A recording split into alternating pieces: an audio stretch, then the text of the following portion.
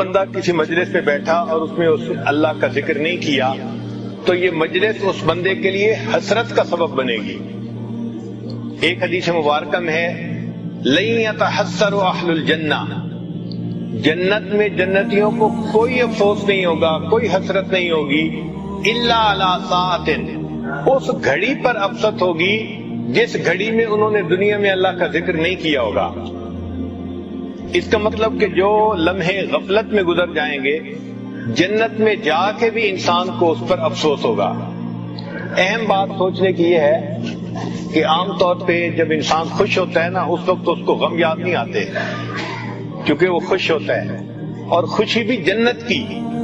تو وہاں انسان کی خوشی کتنی کامل ہوگی۔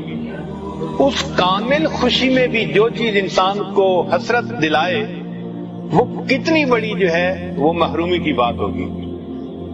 کہ جنت میں جا کے بھی انسان حسرت کرے گا کاش دنیا کے یہ لمحے میں نے غفلت میں کیوں گزارے،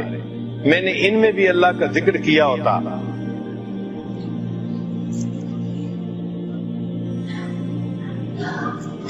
اور جو بندہ رات تہجد میں سو جائے اور تلاوت نہ کر سکے، شریعت کا یہ حسن ہے کہ شریعت نے اس کے لیے کمپنسیشن بتا دی، فرمایا کہ اگر تھکا ہوا تھا یا کوئی اور عذر ایسا بن گیا کہ رات اٹھنا چاہتا تھا نہیں اٹھ سکا تو اب یہ تہجد سے 100% محروم نہیں ہوا۔ جب صبح اٹھے فقرأ ما بین صلاۃ الفجر و صلاۃ الظہر، اور فجر اور ظہر کے درمیان وہ قرآن مجید کی تلاوت کر لے، کتب لہ کأنما قرأ من اللیل، لکھا جائے گا کہ اس بندے نے رات تہجد میں یہ قرآن مجید کی تلاوت کی ہے۔ تو اللہ رب العزت کتنے کریم ہیں، اپنے بندے کو محروم نہیں دیکھنا چاہتے۔ فرماتے ہیں تم بندے ہو، ہمیں تمہاری کمزوریوں کا پتہ ہے، اگر کبھی ایسا ہو بھی جائے تو تم دوسرے وقت میں اگر پڑھ لو گے تو ہم تمہیں اس محرومی سے بچا لیں گے۔ چنانچہ ابن قیم رحمۃ اللہ علیہ فرماتے ہیں لا سبیل للغافل عن الذکر الی مقام الاحسان، کہ جو بندہ مقام احسان پر پہنچنا چاہتا ہے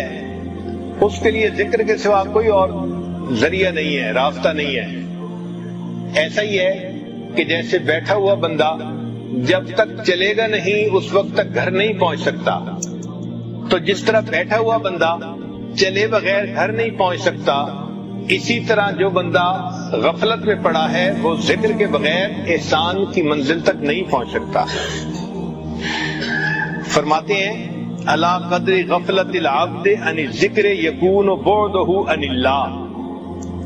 کہ بندے کے ذکر سے غافل ہونے کے مقدار کے برابر اس کا اللہ سے بعد ہوتا ہے، دوری ہوتی ہے۔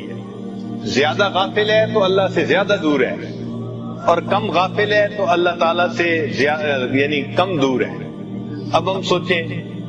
نہ معمولات کا وقت ملتا ہے، نہ ہم وقوف قلبی کا خیال رکھ پاتے ہیں، تو یہ اس بات کی دلیل ہے کہ اللہ تعالیٰ سے دوری ہے ابھی، تو یہ تو بڑی خطرے کی بات ہے۔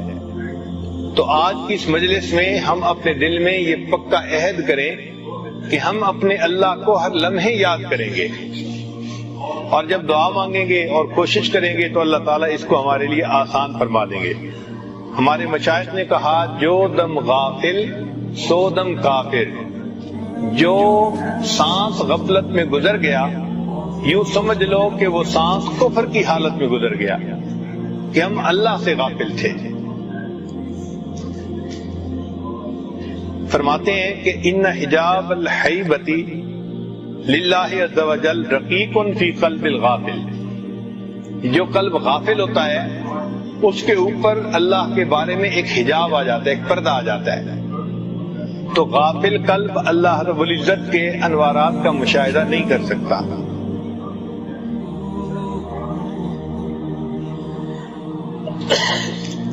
فرماتے ہیں ان الغافل بینہ و بین اللہ عز وجل وحشۃ